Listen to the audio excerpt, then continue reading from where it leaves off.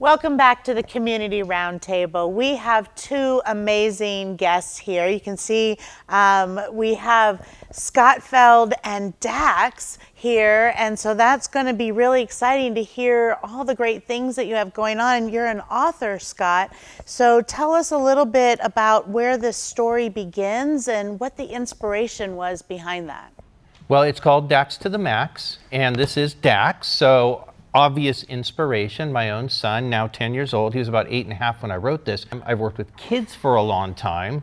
I saw a lot of the missings inside of like self-esteem and growth mindset, and I didn't want that for my son. I had it when I was a child. I was kind of had a fixed mindset, lack of confidence, kind of that quit thing if things didn't go well. What's it like seeing yourself as that character? And what have you learned about confidence and believing in yourself along the way? It's cool that I get to learn confidence that way, because that's not the normal way to learn confidence. The normal way is, here, just go do it. So I think it's really fun being a character in the book, and I've learned a lot, and especially that it's my dad that I get to take this journey with. Oh, I love that. I love that too.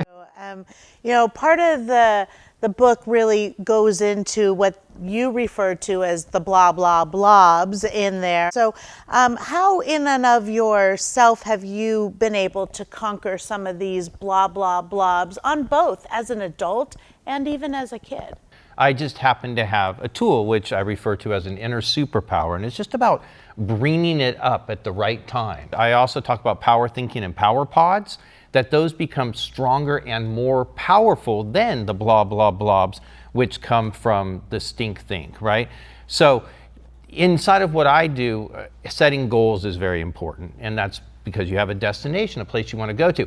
And then you can hear a thought, and it's either going to be a thought that's constraining you, constricting you, pulling you back, that's stink think.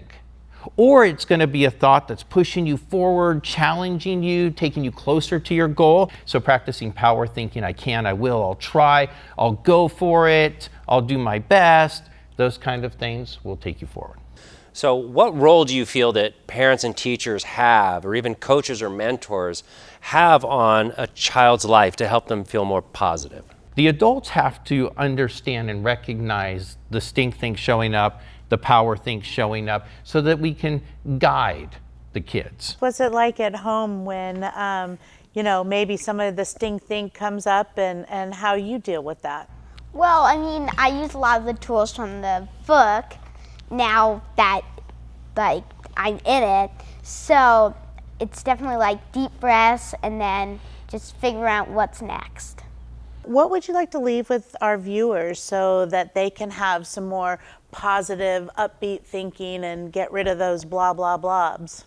Yeah, I mean, it starts with just awareness. It starts with recognizing and admitting, like, you know, as adults, like, we have negative self-talk. So if you have that negative thought that goes, I can't do it, you go, wait, stop, interrupt, I don't like it, switch the channel. Dax, what would you say to the new kid who's walking into, you know, whether they just moved into town or they're starting a new school? So I'm going to start with a quote here, and it's, "Be yourself, everyone else is taking." It's one of my favorite quotes, and it's because, so share your opinion and stand up for yourself, because no one else is. Right on. That was awesome. That was awesome. I think that's a great place to end the Community Roundtable today. And next time you have a blah, blah feeling, get rid of that stinking thinking, and we'll see you next time on the Roundtable.